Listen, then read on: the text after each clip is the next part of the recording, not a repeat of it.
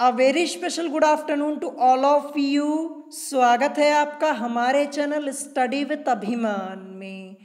आज मैं आप लोगों के लिए पॉलिटेक्निक एंट्रेंस एग्जाम 2020 के लिए केमिस्ट्री से रिलेटेड एक इम्पॉर्टेंट टॉपिक लेकर आया हूँ और ये टॉपिक आपका रिलेटेड है संयोजकता एवं रासायनिक आबंधन वाले चैप्टर से।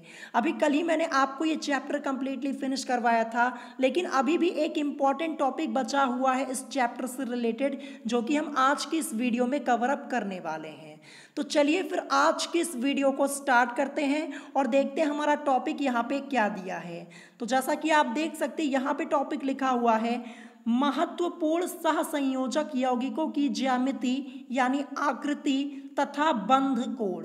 तो बंध कोण को हम बंधन कोण के नाम से भी जानते हैं। और जैसा कि आप देख सकते हैं इंग्लिश में यहाँ पे लिखा हुआ है geometry and bond angle of important covalent compounds. तो ये टॉपिक आपका एंट्रेंस एग्जाम के पॉइंट ऑफ व्यू से इंपॉर्टेंट है। यहाँ से आपके एंट्रेंस एग्जाम में क्वेश्चंस पूछे जा सकते हैं। तो अभी सारी चीज़ें मैं आपको डिटेल में बताऊंगा और साथ ही साथ ये भी बताऊंगा कि इस टॉपिक से रिलेटेड क्वेश्चंस कैसे पूछे जाएंगे आप लोगों से। तो चलिए देखते हैं यहाँ पे लिखा क्या हुआ है। तो यहाँ पे लिखा हुआ है कि कुछ महत्वपूर्ण सहसंयोजक यौगिकों की ज्यामिति यानी आकृति तथा बंध कोण को नीचे सारणीबद्ध किया गया है। तो जैसा कि आप देख सकते हैं आपको यहाँ पे एक सारणी दिख रही होगी। तो इस सारणी को आपको अच्छे से प्रिपेयर कर लेना है, इस टेबल को अच्छे से प्रिपेयर कर लेना है। अभी मैं आपको सारी चीज़ें डिटेल में समझाऊंगा और ये भी बताऊंगा कि कैसे क्वेश्चंस पूछे जाते हैं इस टॉपिक से रिलेटेड। तो जैसा कि आप देख सकते हैं एक तरफ यहाँ पे लिखा हुआ है सहसंयोजक यौगिक, जिसे हम इंग्लिश में बोलते हैं कोवैलेंट कंपाउंड। और जैसा कि आप देख सकते हैं यहाँ पे लिखा हुआ है सूत्र, फिर उसके बाद यहाँ पे लिखा हुआ है ज्यामिति यानी आकृति। और यहीं से आपके क्वेश्चंस पूछे जाते हैं इस टॉपिक से रिलेटेड, ये ध्यान रखिएगा। और सबसे लास्ट में यहाँ पे लिखा हुआ है बंध कोण, जिसे हम बंधन कोण के नाम से जानते हैं। और इंग्लिश में से क्या बोलते हैं, इंग्लिश में बोलते हैं बॉन्ड एंगल। तो यहाँ से भी क्वेश्चंस बन जाते हैं। अब यहाँ पे देखिए सहसंयोजक यौगिक में सबसे पहले यहाँ पे क्या लिखा हुआ है, जल लिखा हुआ है। तो चलिए मैं आपको ये बता देता हूं कि क्वेश्चन आपसे कैसे पूछा जाएगा। तो क्वेश्चन आपसे ऐसे पूछा जाता है, अगर आपसे पूछ लिया जाए कि जल की आकृति कैसी होती है, क्वेश्चन आपसे ऐसे ही पूछा जाएगा, जल की आकृति कैसी होती है। या फिर आपसे पूछा जा सकता है कि जल की ज्यामितीय रचना कैसी होती है। तो ऐसे आपसे क्वेश्चन पूछा जा सकता है। तो जैसा कि आप देख सकते हैं यहाँ पे लिखा हुआ है जल, इसका केमिकल फॉर्मूला क्या होता है, H2O होता है, आप सब लोगों को याद होगा।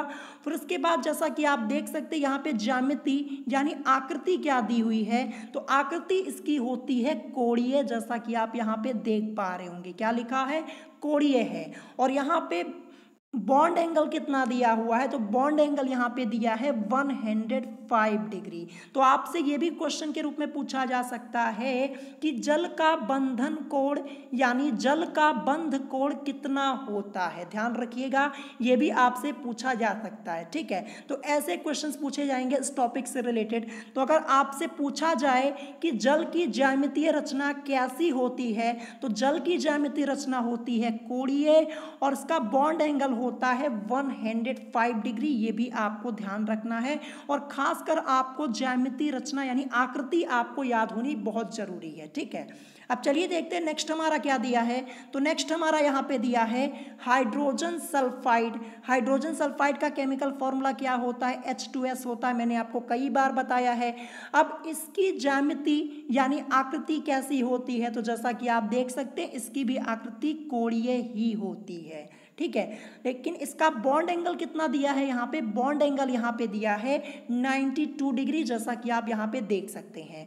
वैसे तो जल और हाइड्रोजन सल्फाइड दोनों की आकृति कैसी है, कोणीय है, जैसा कि आप यहाँ पे देख सकते हैं। ये तो आप बड़े आसानी से याद कर लेंगे, लेकिन जो बॉन्ड एंगल है दोनों का डिफरेंट है।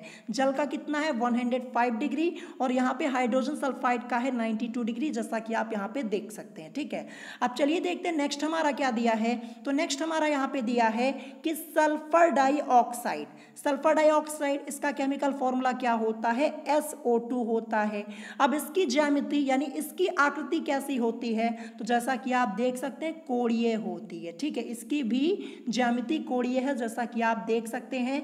तो स्टार्टिंग में जो तीनों यौगिक हमारे दिए हुए हैं सहसंयोजक वाले, जल, हाइड्रोजन सल्फाइड और सल्फर डाइऑक्साइड, तीनों की आकृति क्या है, कोणीय है, बड़े आसानी से आप याद कर सकते हैं। लेकिन जो बॉन्ड एंगल इन तीनों का है डिफरेंट है, ये ध्यान रखिएगा।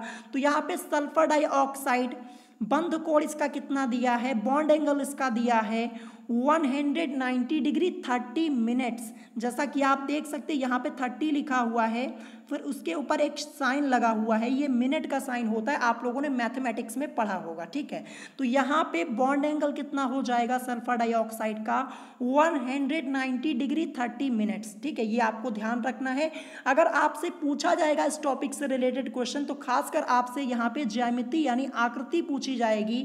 अगर आकृति नहीं पूछी जाती तो आपसे बंध कोण पूछा जाएगा, ठीक है, यही दो आपसे पूछे जाएंगे, ध्यान रखिएगा। अब चलिए देखते हैं नेक्स्ट हमारा क्या दिया है। तो नेक्स्ट हमारा यहाँ पे दिया है मेथेन, मोस्ट इंपॉर्टेंट है, ये आपसे पूछा जा सकता है आपके एंट्रेंस एग्जाम में। मेथेन, मेथेन का केमिकल फॉर्मूला होता है CH4।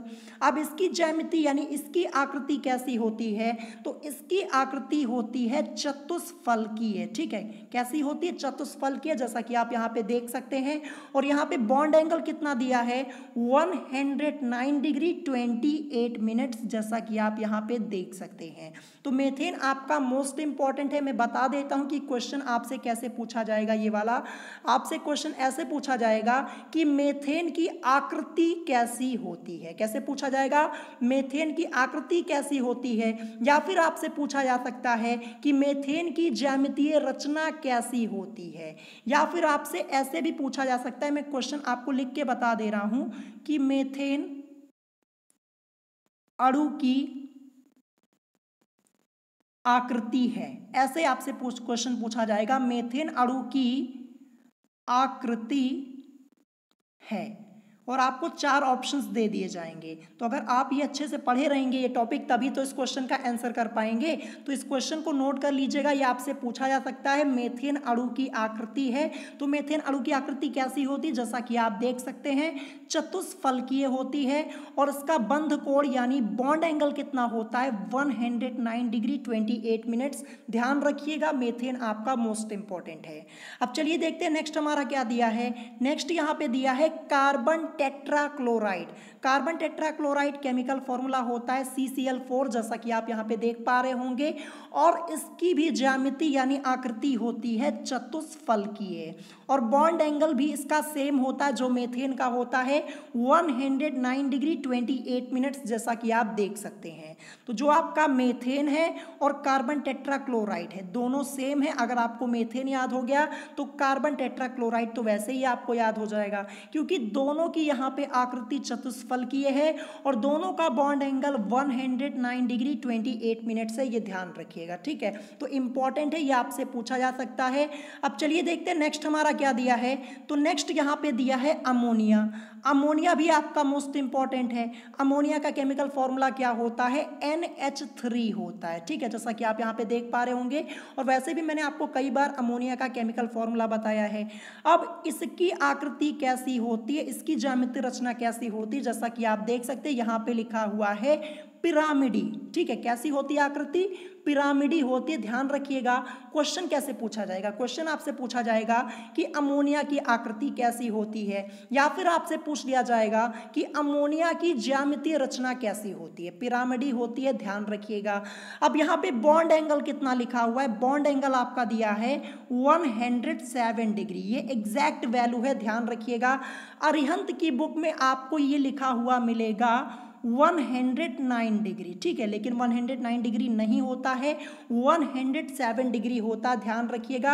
अगर आपके पास अरिहंत की बुक है तो वहाँ पे आपको 109 डिग्री लिखा हुआ मिलेगा, लेकिन होता है 107 डिग्री, ये एग्जैक्ट वैल्यू है, ध्यान रखिएगा, ठीक है। तो यहाँ पे बॉन्ड एंगल कितना हो जाएगा, 107 डिग्री हो जाएगा, ध्यान रखिएगा। अमोनिया आपका इंपॉर्टेंट है, ये आपसे पूछा जा सकता है, ठीक है। अब चलिए देखते हैं नेक्स्ट हमारा हमारा क्या दिया है, नेक्स्ट यहाँ पे दिया है एथिलीन।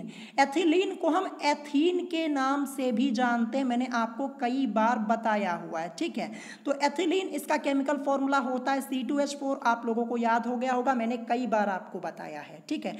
अब इसकी आकृति कैसी होती है, तो एथिलीन की जो आकृति होती है वो समतल होती है, ध्यान रखना कैसी होती है, समतल होती है। और बॉन्ड एंगल कितना होता है, 120 डिग्री होता है, जैसा कि आप देख सकते हैं यहाँ पे लिखा हुआ है 120 डिग्री। तो एथिलीन इसकी आकृति कैसी होती है, समतल होती, बॉन्ड एंगल होता है 120 डिग्री। अब चलिए देखते हैं नेक्स्ट हमारा क्या दिया है, नेक्स्ट यहाँ पे दिया है एसिटिलीन। एसिटिलीन इसका केमिकल फॉर्मूला क्या होता है, C2H2 होता है, और ये भी आपका मोस्ट इंपॉर्टेंट है, आपसे पूछा जा सकता है। अब इसकी आकृति कैसी होती है, तो एसिटिलीन की आकृति होती है रैखिक, जैसा कि आप यहाँ पे देख पा रहे होंगे। और बॉन्ड एंगल कितना होता है, 180 डिग्री होता है। जो बंध कोण होता है, जिसे हम बंधन कोण के नाम से भी जानते हैं, 180 डिग्री होता है, जैसा कि आप यहाँ पे देख पा रहे होंगे, ठीक है। तो ये भी आपका इंपॉर्टेंट है। अब चलिए देखते हैं नेक्स्ट जो आपका दिया है कार्बन डाइऑक्साइड, मोस्ट इंपॉर्टेंट है। सीधे आपसे क्वेश्चन पूछा जा सकता है कि कार्बन डाइऑक्साइड की आकृति कैसी होती, या फिर आपसे पूछा जा सकता है कि कार्बन डाइऑक्साइड की ज्यामितीय रचना कैसी होती है। तो जैसा कि आप देख सकते हैं कार्बन डाइऑक्साइड, इसका केमिकल फॉर्मूला CO2 होता है।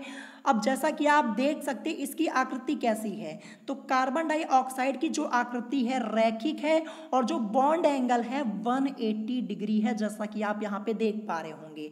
तो जो एसिटिलीन है और कार्बन डाइऑक्साइड है दोनों सेम है, जैसा कि आप देख सकते हैं, इसीलिए दोनों को यहाँ पे साथ में लिखा गया है। तो एसिटिलीन केमिकल फॉर्मूला C2H2, यहाँ पे इसकी आकृति कैसी होती है, आकृति इसकी रैखिक होती है और बॉन्ड एंगल 180 डिग्री है। सेम कार्बन डाइऑक्साइड आपका है CO2, इसका केमिकल फॉर्मूला होता है, आकृति इसकी भी रैखिक है और बॉन्ड एंगल इसका भी 180 डिग्री है, जैसा कि आप देख सकते हैं। तो दोनों सेम है, एक याद कर लेंगे, दूसरा ऑलरेडी याद हो जाएगा, ठीक है। अब चलिए देखते हैं सबसे लास्ट में यहाँ पे क्या दिया है, तो सबसे लास्ट में आपका यहाँ पे दिया है फॉस्फीन, जैसा कि आप देख सकते हैं। फॉस्फीन का केमिकल फॉर्मूला क्या होता है, PH3 होता है, क्या होता है, PH3। और इसकी आकृति कैसी होती है, तो जैसा कि आप देख सकते हैं इसकी आकृति होती है पिरामिडी, जैसा कि आप यहाँ पे देख पा रहे होंगे। और इसके अलावा किसका पिरामिडी हुआ था, अमोनिया का, जैसा कि आप देख सकते हैं अमोनिया का भी पिरामिडी होता है। अब यहाँ पे बॉन्ड एंगल कितना दिया है, बॉन्ड एंगल यहाँ पे दिया है 107 डिग्री 30 मिनट्स। लेकिन जैसा कि आप देख पा रहे होंगे अमोनिया का बॉन्ड एंगल कितना है, 107 डिग्री है, लेकिन जो फॉस्फीन का है इसका है 107 डिग्री 30 मिनट्स, जैसा कि आप देख सकते हैं, ठीक है। तो फॉस्फीन इसे भी अच्छे से प्रिपेयर कर लीजिएगा। तो यही आज का आपका टॉपिक था। आपको ध्यान रखना है कि आपको यहाँ पे ज्यामिति ये जरूर प्रिपेयर कर लेना है, और हो सके तो जो बंधन कोण, बंध कोण आपका यहाँ पे दिया है, बॉन्ड एंगल दिया है, इसे भी आप प्रिपेयर कर लीजिएगा, क्योंकि यहाँ से आपके क्वेश्चंस बन सकते हैं। अगर पूछा जाएगा तो एक क्वेश्चन जरूर पूछा जाएगा, यहाँ से ध्यान रखिएगा। तो इसको अच्छे से प्रिपेयर कर लीजिएगा। अभी तक आपके एंट्रेंस एग्जाम में पूछा नहीं गया है, तो हो सकता है कि इस टॉपिक से इस बार आप लोगों के एंट्रेंस एग्जाम में क्वेश्चंस पूछ लिए जाएं, तो इसको अच्छे से प्रिपेयर कर लीजिएगा। टोटल यहाँ पे कितने दिए हैं, टोटल यहाँ पे अगर आप काउंट करेंगे तो आपको 10 मिलेगा, ठीक है। तो बड़े आसानी से आप इसको प्रिपेयर कर सकते हैं, और कुछ चीज़ें तो इसमें सेम भी है, मैंने आपको बताया। आप काउंट कीजिए टोटल कितना दिया है, जल्द से स्टार्ट कीजिए। यहाँ पे ये पहला, ये दूसरा, ये तीसरा, ये चौथा, पांचवा, छठा, सातवां, आठवां, नौवां, और सबसे लास्ट में आपका यहाँ पे दिया है फॉस्फीन 10वां। तो बड़े आसानी से आप याद कर सकते हैं, और कुछ तो सेम है, बॉन्ड एंगल भी सेम है।